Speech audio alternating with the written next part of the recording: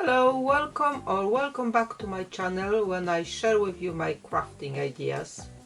Today I will show you how I made a quilt in very random way using those blocks from tutorial Crumbs and Magic Numbers.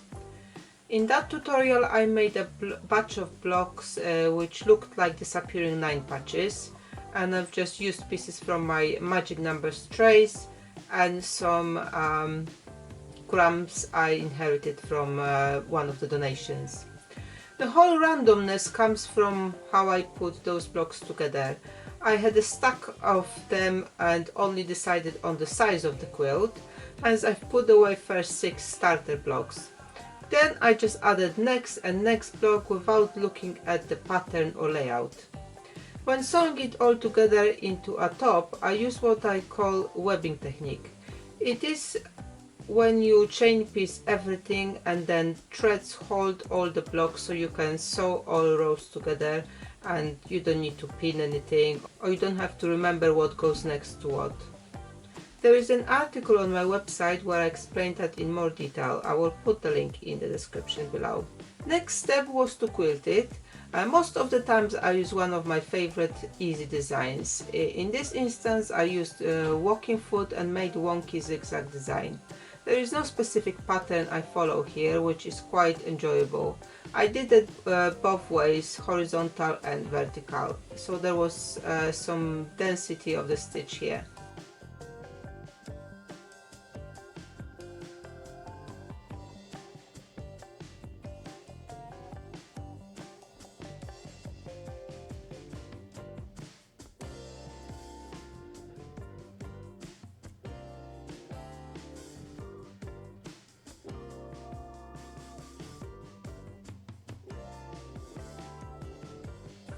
I decided to make wavy edges on this quilt.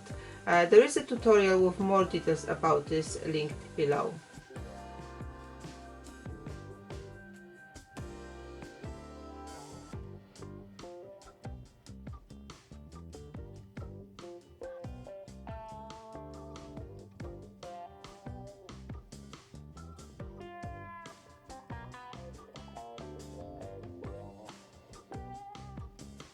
To help with keeping all in one place before binding, I like to run with basting stitch all around perimeter. It doesn't add much to the process but helps in preventing some surprising fabric shifts when adding binding.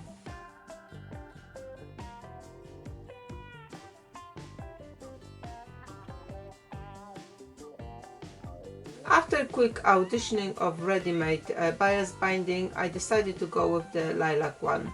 I have sewn this to the backing of the quilt first, and then this allowed me to finish it off on the top side with decorative stitch.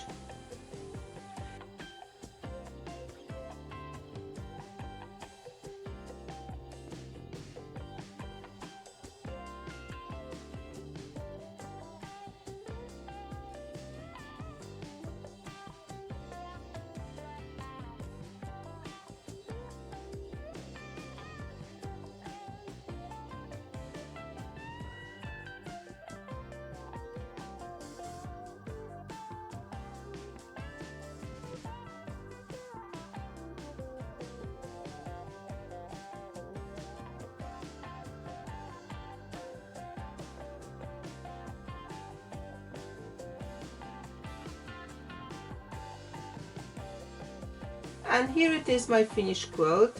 For a random layout of the blocks, I think it looks pretty good and it will make nice baby quilt for Project Linus. Solids are the go-to for me when I need to calm crumbs a bit. It nicely breaks it down between the kind of messiness of the crumbs and give a better output.